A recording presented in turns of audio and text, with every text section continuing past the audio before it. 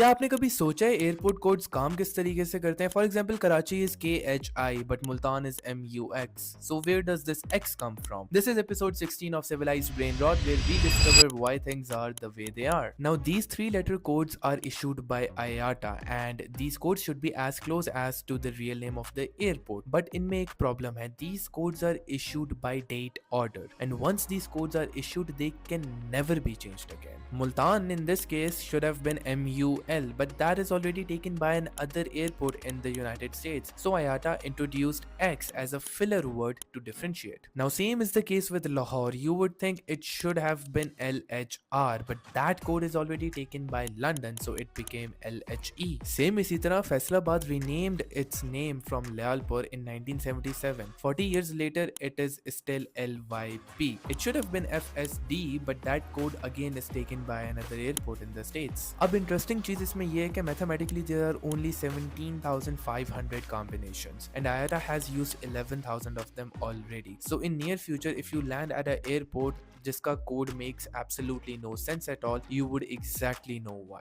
Follow along for more such breakdowns.